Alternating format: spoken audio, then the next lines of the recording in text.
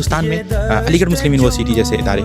تنہا کیوں رہ گئے؟ یہ سر سید احمد خان کے خواب اور ان کے خیال، ایسی فکر اور ایک ایسی سوچ تھی کہ جس کو جاری رہنا چاہیے تھا۔ ہر ضلع اور تعبیر کیا اور آج یونیورسٹی اس شکل میں موجود ہے۔ السلام علیکم ورحمۃ اللہ وبرکاتہ۔ محترم ناظرین، اس وقت میں علی گڑھ میں ہوں اور علی گڑھ میں علی گڑھ مسلم یونیورسٹی کے صدر دروازے پہ کھڑا ہوں، جس کا نام باب سید ہے۔ اور جب ہم یہاں پہ کھڑے ہوتے ہیں اور جب اس یونیورسٹی کے اندر آتے ہیں تو کیا جذبات محسوس کرتے ہیں، میں وہ آپ کے ساتھ شیئر کرنا چاہتا ہوں۔ تو سب سے پہلے ہم وہاں چلتے ہیں جہاں سے اس عظیم یونیورسٹی کی ابتدا ہوئی اور بنیاد ڈالی گئی۔ جیسا کہ میں نے کہا تھا کہ میں علی گڑھ مسلم یونیورسٹی میں اس وقت موجود ہوں اور میں آپ حضرات سے یہاں موجود ہونے کے جذبات شیئر کرنا چاہتا ہوں۔ اس وقت میں سر سید ہال میں موجود ہوں اور یہاں آنے کے بعد کیا جذبات محسوس کرتے ہیں اور کیا تاریخ کے اوراق میں کس طریقے سے کھوتے ہیں۔ تو یہ یونیورسٹی ایک وقت میں جب سر سید احمد خان رحمۃ اللہ علیہ نے اس کا خواب دیکھا تو اس وقت انہوں نے ایک مدرسے کا خواب دیکھا تھا اور مدرسۃ العلوم اس کا نام رکھا، اور پھر وقت کی ضرورت اور حالات کے تحت یہ ایک کالج میں تبدیل ہوا اور پھر ایک یونیورسٹی کی شکل لے لیا۔ تو دوستو، مجھے یہ کہنا ہے اس وقت کہ میں بہار سیتامڑھی میں ایک ادارہ چلاتا ہوں اور ساتھ میں ایک اسکول بھی چلاتا ہوں، اور میں انہی جذبات کے ساتھ اور اسی فکر کے ساتھ کام کرنے کی فکر اور کوشش کرتا ہوں۔ اور اگر دیکھا جائے تو اگر ہم دونوں چیزوں کو اپنے ادارے اور اپنی اس کو اگر میں علی گڑھ مسلم یونیورسٹی سے کمپیئر کروں تو یہ بہت بڑی اور بہت اونچی بات ہو جائے گی، لیکن اگر ہم ماضی کے بہت پیچھے جاتے ہیں، بہت ماضی میں پیچھے جاتے ہیں، تو اس وقت جو موجودہ صورت میں علی گڑھ مسلم یونیورسٹی موجود ہے وہ اگر ماضی کے اوراق میں جا کر دیکھیں، ماضی میں جا کر کے دیکھیں تو یہ سر سید احمد خان کے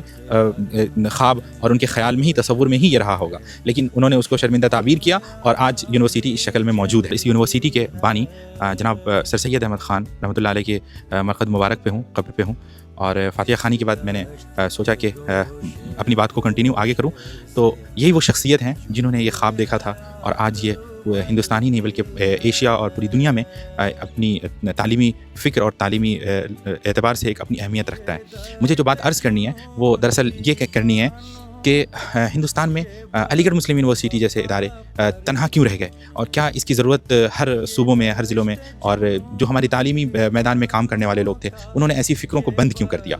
میں چاہتا ہوں کہ میں اسی کے اوپر خاص طور سے اس وقت توجہ دلاؤں کہ یہ ایک ایسی فکر اور ایک ایسی سوچ تھی کہ جس کو جاری رہنا چاہیے تھا۔ ہر ضلع اور جگہ جگہ اس طرح کی فکریں اگر جاری رہتی تو مسلمان آج تعلیمی میدان میں بہت آگے ہوتے اور ان کی تعلیمی شرح بہت اوپر ہوتی۔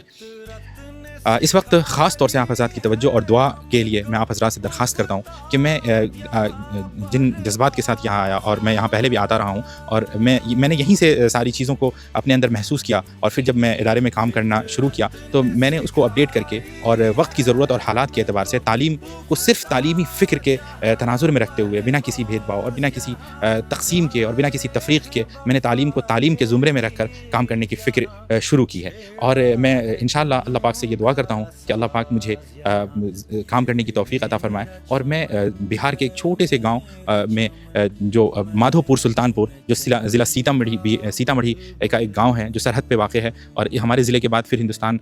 کے اضلاع ختم ہو جاتے ہیں اور نیپال شروع ہو جاتا ہے، تو وہاں میں اگر علی گڑھ یونیورسٹی سے پہلے علی گڑھ بھی ایک غیر معروف جگہ تھی، لیکن علی گڑھ مسلم یونیورسٹی نے اس جگہ کو تمام جگہوں پہ مشہور اور عام کر دیا، تو کیوں ہم مادھو پور جیسے چھوٹی بستی میں اور اس کے بہار اور پھر سیلاب زدہ تمام چیزوں کے باوجود کیا ہم وہاں پہ اس فکر کو کھڑا نہیں کر سکتے ہیں اور قائم نہیں کر سکتے ہیں، اور اس فکر کے ساتھ کم سے کم اپنے کام کو جاری کیا نہیں رکھ سکتے ہیں؟ اور میں اسی فکر کے ساتھ کام کر رہا ہوں، اور میں دعا کرتا ہوں کہ اللہ پاک ادارہ دعوت الحق اور الامین پبلک اسکول کو ایک دن یونیورسٹی اور عالمی یونیورسٹی